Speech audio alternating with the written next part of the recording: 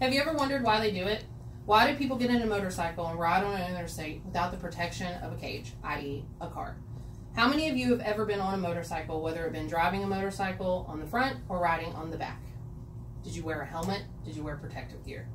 How can we tell our children to get on their bicycles and ride a helmet, which is the law, and not be able to do the same thing when we get on a motorcycle going at speeds of 70, 80, 90, 100 miles per hour on the interstate?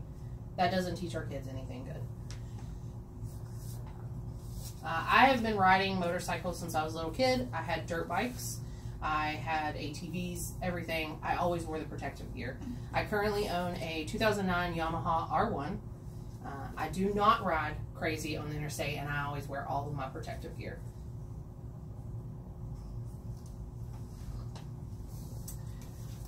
According to Fortnite.ca, there are 6 different types of motorcycle helmets. The first type is a full face helmet, which is what I currently have.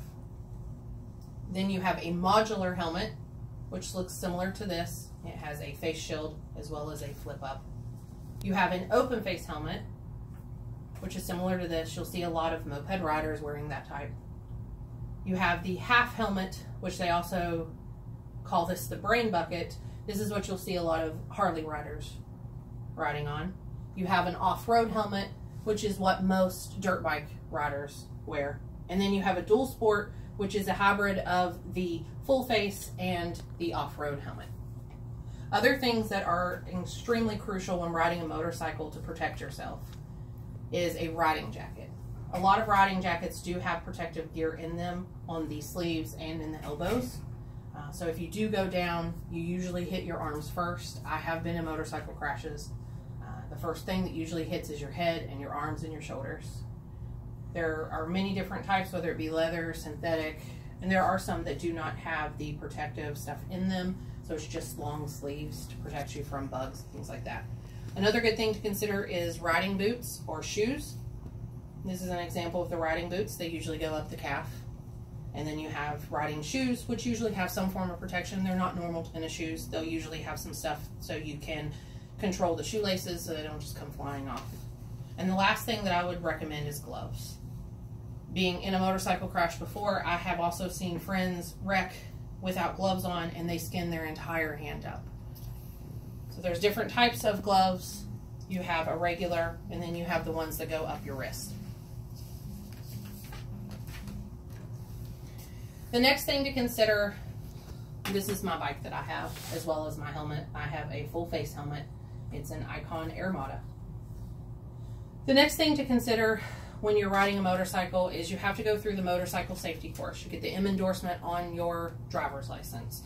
That is actually the law. It's just like having a car and driving in a car. You have to have a driver's license. You have to have the M endorsement on your motorcycle. It is a 2-day course for basic beginners. According to Motorcycle Safety Foundation, MSF, basic rider course, there are more than 8 million motorcyclists nationwide that have graduated from the riding course since 1974. You can find that information on msf-usa.org. The 2-day rider class is about $200, and it teaches you all the fundamentals. You have classwork as well as work within the on motorcycles. They give you small motorcycles, Groms, very small, only 200cc motorcycles. They teach you all the basics from start to finish. How to change gears, how to stop, how to avoid cars in the road, how to go over speed bumps, which is just things that people do not consider. Now that you have the proper gear and you've gone through the safety course and had the opportunity to ride a motorcycle, it's now time to hit the open road. You've got all the gear on, which is a must when you purchase your motorcycle, and then you've got the MSF course. If you get pulled over without the MSF course, you will get a ticket, and it just depends on the state on how much that ticket is. The first time on the road can be very scary. Knowing your surroundings is key. According to Mark Evan Garrett of Encyclopedia of Transportation, Social Science and Policies, only 9% of the total U.S. adult population owns a motorcycle. They are 35 times more likely to experience a fatal accident on the road than automobile drivers. Head injuries are the leading cause of a motorcycle crash. According to Paul Cannon of Texas Personal Law blog, Injury Law blog. Another 33 passengers ride on motorcycles lost their lives as well. 1861 motorcycle riders and 147 passengers suffered incapacitating injuries, with thousands suffered less serious injuries in motorcycle accidents.